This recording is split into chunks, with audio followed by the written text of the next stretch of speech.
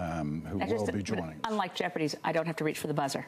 No, you don't. To the extent that Canadian financial institutions have been playing with toxic mortgage-backed securities on Wall Street, they've placed our pension funds and nest eggs at risk.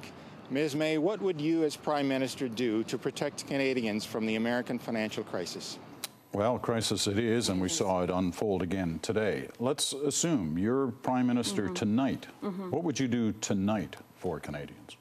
I think what we have to recognize is that the insecurity that exists right now because of what's going on in the stock market, and it's changing by the minute, and certainly with the U.S. What would you do? Well, the first seeing thing, those events, that's right. What would you do tonight? He's first of all, I assume you accept the premise of his question that the pensions and savings of all Canadians are at risk right now? Everybody's jittery right now, and so one thing you need to do is say, yes, we have some economic problems. In my view, those economic problems have been worsened by mismanagement. So we need to address them tonight.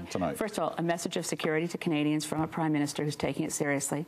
We need to recognize that we'll be stronger when we actually regulate our financial institutions to avoid the risks of what's going on in the States. We do know right now, we're sort of crossing our fingers that the Canadian banks are not in as much trouble. One thing we do right away, and this might strike you as counterintuitive, we have to address the fact that we've allowed our dollar to come up to par with the U.S. This has really hurt our balance of trade, with the exception of oil. If you take oil out, we are collapsing manufacturing sector jobs. We're collapsing. Not all our eggs in one basket, which is, I think, layman's code for Dutch disease. So let me just understand this, because I want to move on to the next question. But part of your party's platform, and I think that's where you're getting to, is to put at least a freeze on where things are in the oil sands right now, which you're suggesting would force the dollar down. That's right.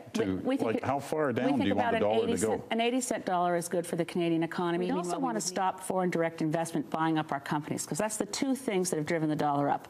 The enormous boom in oil exports combined with foreign direct investment hollowing out our corporate sector. We need to address both of those quickly. The psychology of the marketplace is part of the problem, and if panic sets in, it's very hard to arrest. So the first message is hang in. Canada's going to get through this, but let's get some economic fundamentals right. Let's reverse some of Mr. Harper's policies, make sure our economy is I'm sure, and we may hear from other viewers who are going to find that concept very interesting and may want to challenge you. I won't let you cut me off like this, but that's okay. All right.